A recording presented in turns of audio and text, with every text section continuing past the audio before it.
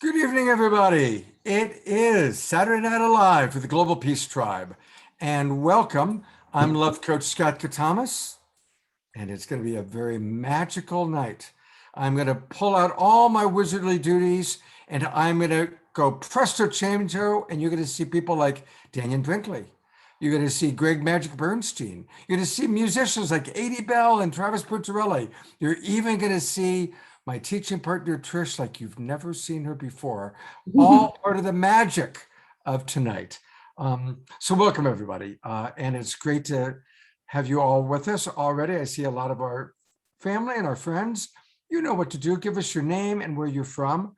And as always, some of our people that are always right there, Scotty Satori from Colorado, John from Norfolk, Virginia.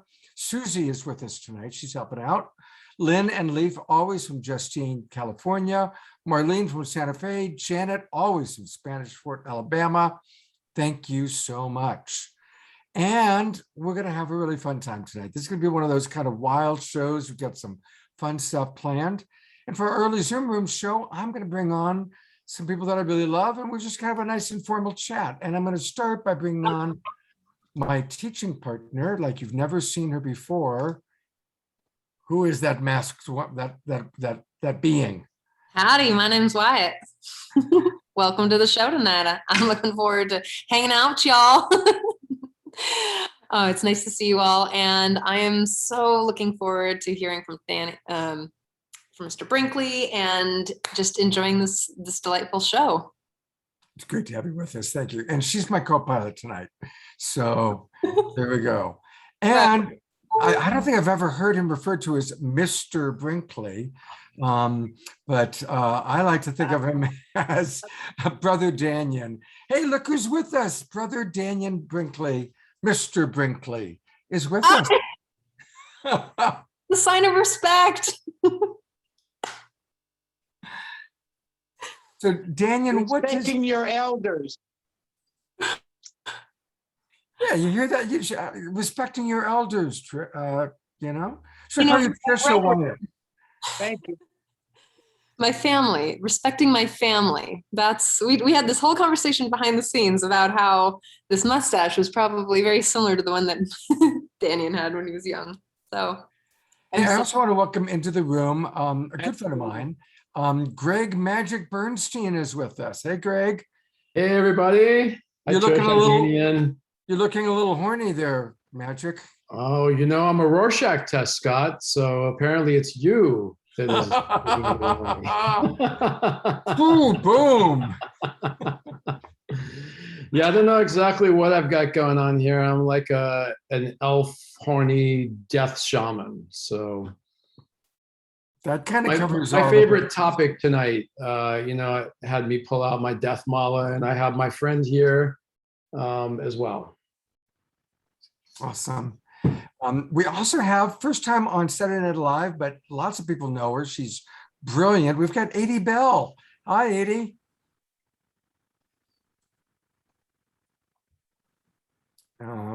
Hi, thanks for having me. Yeah, it's good to have you with us. Welcome. And then another friend of Adey's from similar area, Ashland, Oregon, both brought to us by the great Lloyd Barty. Here is Travis Puntarelli. Got it, Scott. Hey, everybody. Thanks for having me on. It's a really good little scene here. We're going to have fun. Yeah. And we've got Janine Nelson, who is going to represent Wicca. Welcome, Janine. Good to have you with us. So in today's Zoom room show, we're just kind of going to chat with each other a little bit. And so this is a chance. I'm going to ask each of you the same question, and then we'll see where it goes from there. What is each of you, what's a favorite memory? Or well, it doesn't even have to be favorite. It could be a special memory of this time of year, All Hallows Eve, Sacred Samhain, Day of the Dead. What's a memory that stands out for any of you for this time of year? Travis.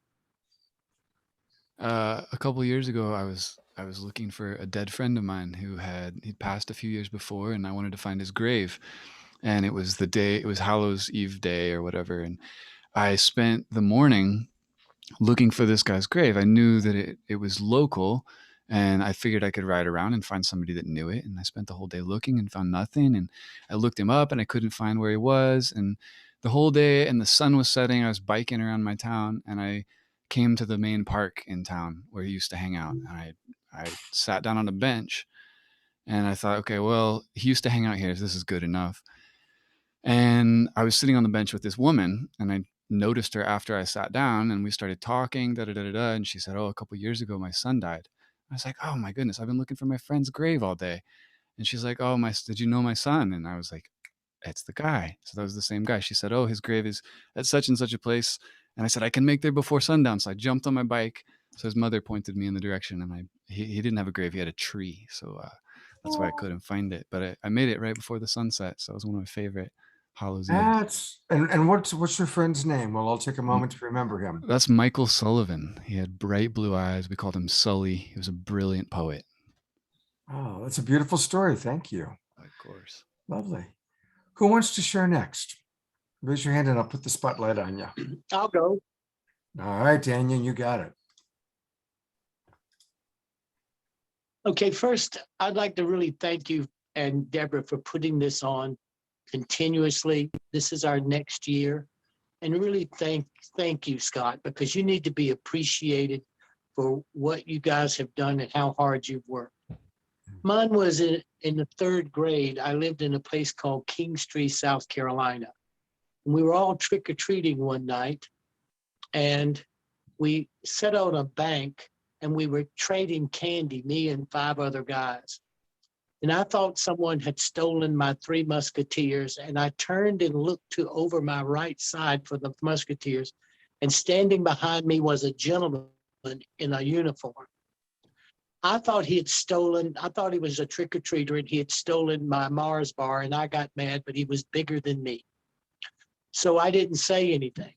About 3 months later, we were studying South Carolina history, and I opened the page to show what a 1710 to 1730 South Carolina regimental militia uniform, the boots, the crescent helmet. I never put into my mind that that was a ghost. I never thought that that was a ghost. And as the years passed, I began to realize that this person appeared, and I was a pissed off little kid worrying about him stealing my Mars bar, then realized I had seen the first apparition in my life. So this time of year, especially now and how the Celtics looked at it, what it meant to the Celtics, because this starts the darkness, the winter, the cold, the things that people fear, helplessness, loneliness, death, because it's called the dark winter. And when you look at when the tradition came, Scott, tradition came because it was going to be cold. You had to be inside. You could be alone. You didn't know if you had enough food. And you lived by the nature of the earth. You didn't have electricity. You didn't have all these creature comforts. You had just that place to secure your safety. And what did you do in the times that were lonely? What you did was you thought of your ancestors. Where the concept of death and the celebration, all this is, you think of your history, your ancestors, and you feel connected as family, like what Trish said earlier. You feel the connection as family. So I celebrate this time because I am connected, and once again, a year later, I am connected to this audience as we sit and ride through this situation that we find ourselves, that our freedom is being put and challenged. So I hope everybody that they know that I love them. and I love the ancestors and their history. And I'm glad that you come together so that we keep this freedom that we can gather together here. So that's why this is so important to me. And Scott, always thanks for having me here, just like last year, and everybody else that's here. Thank you. And I Oh, love all of you also. thank you, Dannion. Love you so much. I've had the good fortune, Dannion and I've been working together one way or the other since 1994. I was a producer on a show called The Other Side, and I booked Dannion onto that show, and we've been making mischief ever since. I didn't get a chance to introduce Gwenevere Bridge, and I'm going to just put the spotlight on Gwenevere for a moment. She's also a longtime friend. Gwenevere, do you have a particular memory of this time of year that you'd like to share? Okay, I have a pretty beautiful memory that I would love to share. And it's about making contact with the other side. It's about how love does not die when the body dies, that love lives on long after. A couple years ago, my dearest love died of a heart attack, and I went to his grave to do 4 days of ceremony, 4 hours a day, every day for 4 days. And the focus of the ceremony was to liberate him from any human suffering, so that if he were to return to a human form, that he wouldn't go through the same roads of suffering, and that he would know happiness and joy. It was also to honor his love in my life, and to honor the bones resting in the earth as he joined his ancestors. And after 4 hours a day, every day of diligent ceremony, on the very last day, when I was at the very end of a 4-day mantra, which meant that like thousands and thousands and thousands of recitations of the mantra, I had just finished with a perfect little Oma hung, which is from the heart. It represents the dewdrop within the heart, or the jewel of the heart. And I saw this shadow cross over the top of my head that was big enough to catch my eye. And I looked up, and there was this enormous eagle, and it did one downstroke of its wings, and the entire cemetery just went into a wild wind. Every single grave, like flower arrangement, and all the little stuffed animals went flying. Wow. It was so insane. And I was in awe as it crossed to the other side of the graveyard, and did one more flap, and another whirlwind hit the graveyard. And there had been no wind up to this point. And the groundskeeper who'd been watching me do ceremony for the 4 days that I was there gets in his truck, drives up, rolls down his window, and he goes, "Girl, I don't know what you're doing, but it's big, big stuff." And I went, "Oh, you saw the eagle?" He goes, "Saw the eagle? It almost took all my clothing off. Of course I saw the eagle." And that's my story. That's when spirit reaches back with gusto. That's a great story. Thank you, Gwenevere. Beautiful, beautiful. You're welcome. It was one of the most uplifting heart experiences, because I was in the middle of heartbreak, to see that amount of return to the investment I put into his soul. Beautiful. I'm on gallery view, so our audience can see all the wonderful people with us tonight.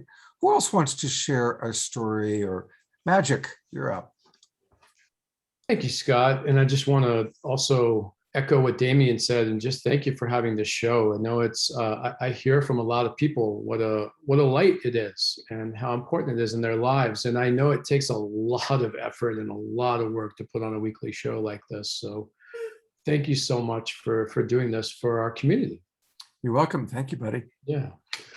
I was leading a retreat in Hawaii, which was included Halloween many years ago. And I was in this place that I hadn't been before, where there are these freshwater, brackish water caves. And it's a grotto. And I was hanging out in the grotto. The people on my retreat were all having their own experience walking around the area. And I felt this magical kind of mystical shamanic quality to the place. And as I was just looking at the beautiful bright blue water in the cave, and I looked over, and sitting on this rock was this woman, and she was soaking wet, and she was wearing this red dress, probably Hawaiian, I don't know, but dark skinned, dark haired. And when I saw her, even though she was 100% physically present in the third dimensional material world, my system knew absolutely that she was not actually a present human in this realm, that she was an aberration or a ghost or something. And I turned away to look at my friend who was standing nearby to see if she was looking that way. She wasn't. And I looked back, and this person was gone. And I knew I'd absolutely seen something supernatural. And I said, I've got to go. And I took off, and I went around the corner, and I noticed that I was having a lot of fear. And I think it's something that a lot of us have around death, dying, the afterworld, what's there, what could hurt us. And it can separate us from those realms and prevent us from communicating with those realms. And I didn't know what was happening, but I knew I was afraid. And I just sat down and started tracking the fear in my body and being with it. I realized in that moment that the fear of something outside of me is just separation. And that this was part of my spiritual journey. This was part of my awakening, to meet and greet the fear and to be unconditionally present and loving with it so it could heal. And it felt ancient, and it felt old, and it felt like it was healing my ability to be in oneness with all that is. So anyway, it took a long time, hours of working with this for it to heal. But during that process, I walked around the corner of where I'd been sitting in the grass, and there was this huge sign that I hadn't seen before that said, "The Legend of Princess," and I can't remember her name.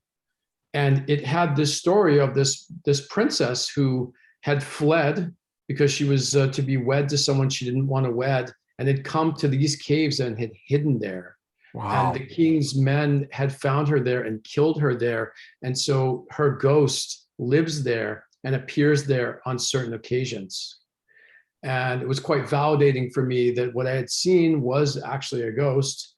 And I spent hours clearing and healing the fear of that out of my system. And it altered my relationship with the multidimensional and those realms forever, and emptied a lot of the fear. So it was a real blessing, a catalyst blessing for that to happen. It's a wonderful story. Thank you. Thank you for that. We're going to go to somebody else in a moment, but I want to acknowledge those of you in our audience. And any of you that are wearing costumes, please let me know throughout the show if you would like to be shown. And in our after show, we've got a wonderful after show with Jay Mayer. You can either send me a photograph of you and your costume, send it to me on Facebook Messenger. I'm the only Scott Catamas on the planet. Or let me know if you want to be on camera live. And during our after show, we're going to pop some of you on and see your costumes. And I want to, as an example, one of our favorite regulars, she comes to Straight Talk and Sacred Sunday show. She's here with us right now. This is a photograph of Eleanor Joy. She lives up in British Columbia. Eleanor's watching the show right now. We were chatting a moment ago. And this is her costume that she wore earlier this afternoon. And it's got a lot of special meaning to her. Eleanor, thank you for being kind of our model for an example of one of our Zoom room participants, one of our Global Peace Tribe members in costume and being the first ones. Thanks for modeling that for us. And look forward to seeing more of you and your costumes. Who wants to share a magical, mystical story that we haven't heard yet? And I think I saw Trish raise her hand. Maybe not magical or mystical, but it deeply touched my and really gave really wove the magic of this time of the year for me. So I've always been kind of a weird kid. I like to dress up. I like to play. I'm very theatrical, and we all know that theater kids are a little, they're the thing. And so my mom, who at the time was really my best friend, and she's also 4'9". Like my mother is very, very short. She's a tiny, tiny little woman, and she would dress up in these immaculate, like amazing costumes. Like she would put like she had this nose once where she was like just like a crazy witch. Like she was amazing. Like her costumes were always really wild and amazing. She would go with me. She would dress up and go with me and take me trick-or-treating in Montana, where it was really like cold and, you know, nobody really gets to wear their costumes on the outside. But my mom always tried to find ways that I could wear the costumes on the outside of my jacket and this whole thing. It was just, it really deeply touches my spirit. And I think that that's why I love to just dress up so much. It's so good for me. So it's like a living ancestor who I've learned a lot from. And I'm grateful for Natalie. We'll just bring her in because I love her. And what's her name again? Natalie. Natalie. Thank you, Natalie, for bringing Trish into the world. The world is a better place because of you, Natalie. You brought in a wonderful, wonderful daughter whom we love. Beautiful. We haven't heard from Janine yet, or Adey. Either of you have a story you'd like to tell? Janine. Sure. Let's see. It's more of a heartwarming story as well. It was when I first started on my journey to be a witch, and it was my second Samhain ritual. And the high priestess for the evening, then in between different activities, she decided that she would start channeling what spirits may have been joining us in our circle.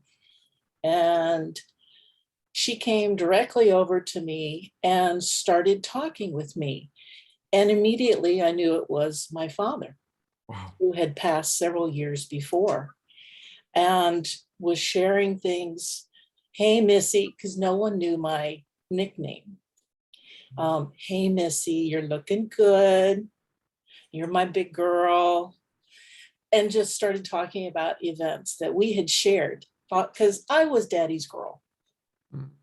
So that was one of the most special Samhain rituals that I had been to. And that memory encapsulates what this evening is about, connecting with ancestors. Yeah, it's a beautiful story. Thank you.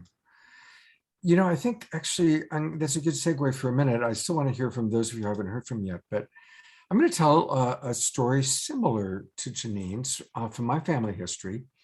On my father's side, my father's Greek, and my great grandfather everybody called him Papu, and he was who originally came over on the boat from Greece. His last name was Catamas and Apopopoulos. They changed it at Ellis Island to Catamas. And Papu was, the patriarch of the family. When my grandmother was pregnant with what would turn out to be my aunt, Papu had already died. But it was right around this time, and this is why I believe in this being when the veils are thin. So my grandmother was in the hospital, very pregnant and big problems, and they weren't sure if the baby was going to make it. They weren't sure if my grandmother was going to make it. And everybody was kind of, huddled at the house praying. There's a knock on the door. And my father, who at the time was only 8 years old, opens the door, and there's Papu, who had passed many years earlier. And Dad always described that Papu had his hat, his like 1920s hat on, perfectly dressed. And he was right there, and my dad kind of opens up, and other people in the house came around and saw that it was Papu. And Papu said, "I'm just here to let you know that Evie," that was the grandmother, my dad's mother, who's giving birth, "Evie's going to be fine. She's going to have a baby little girl who's going to be healthy, and everything's going to be okay." People kind of looked at each other, looked back, and Papu was gone. So that's kind of a story from my lineage, a Greek lineage. And that really kind of got me, as my dad told me that story, I was like, okay, this stuff can happen. So I appreciate that. Okay, we've got time for like one more story. Adey, we haven't heard from you. Would you like to share a story? I would love to, Scott. Can you hear me? Sure can. Aw. Well, first of all, I'm just so moved by everybody's stories. And Trish, you mentioned Montana. I'm also a Montana girl. I was born in Kalispell. Where are you from? I'm totally born in Kalispell. I know, we probably know. We know Sissy, what year were you born? 1986. Oh, 94. Oh, God, you grew up in Kalispell. I'm just having a Montana moment. That's so precious. Well, I got stories. Let's talk soon. Oh, we'll talk soon. Okay, so Kalispell. What an amazing time. It's like, I mean, I've never even heard of Kalispell. It can't be that large. So It's it's kind not. of amazing that you're both from there. It's like the size of Santa Rosa. 100,000. And I've been there. What is now? Yeah. Oh, Trish. Well, Sissy's from Kalispell. I never meet people from Kalispell. So we're definitely going to have to talk, you and I. What's up? Are you in Kalispell, Montana right now? No. I'm in Ashland, Oregon right now. All right. All right. So yeah, we'll talk. So yeah, my story about Halloween, about Samhain is not, it's kind of heartwarming, but it's actually pretty intense. So I was a daddy's girl as well. And both of my parents are concert organists and choir masters for the church. So my father and my mother were the music directors for all these different churches. My father was the music director for churches in Montana, and then we moved to Colorado, and then we moved to California, and he was the music director for the Grace Cathedral in San Francisco, which, if you know, it's just like a gorgeous, stunning cathedral. And so my parents are both artists and musicians, and my father was kind of the crazy artist magician who moved us all to Montana in the middle of nowhere to have this great adventure. And I was daddy's girl, and kind of both of my siblings, I'm the one who followed the professional musician path.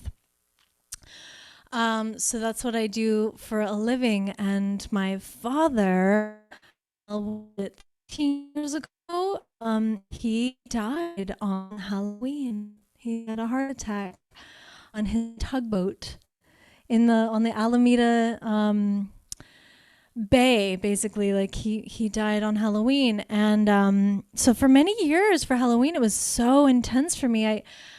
For the first few years, I was only 23 when he passed. And so it was very shocking. And I had so much healing to go through around just anger of, him leaving and all the things we never got to do and the things we never got to say to each other. So the first few years of Halloween was a really intense portal time. I felt the presence of our loved ones who have come before us so strongly. I felt it. It came like a wave every Samhain. It was like, I remember years where all I could do was just light a candle and be in the bath. But over time, I learned, after working through all my stuff with my dad, he actually is closer to me now than he could have been embodied, right? Like he walks with me. He gives me little notes sometimes when I'm writing music. He stayed present with my journey as a professional musician in a way that he couldn't have done while he was in his body. And I couldn't have understood that until, throughout this journey. So we have an ancestor altar, and we've got pictures of him and all of our ancestors. And so I just want to share that, he's with us and he's with me. And so when Halloween, when Samhain comes, it's so potent. It's so powerful to, what I do is I just open myself to the mystery as best I can, right? As best I can, I open myself and give guidance from people to be our ancestors. Those who walk in the other worlds, they want to share their gifts with us. They want to share the magic. So this is such a beautiful time for me to just honor him, my father, and also all of them who've gone before us. And so it's a very potent, beautiful time. And I'm just so grateful to be here to share some of that magic with all of you. It is great to have you with us, Adey. Thank you. And I'm jumping in only because I was supposed to take us live on Facebook a minute ago. So Yes. Let me just take us live on Facebook. Yes, Dannion. Okay, I'd like to tell her something. Let me take us live on Facebook, and then I'll turn it back over to you, okay? Because we got to do that. Here we go.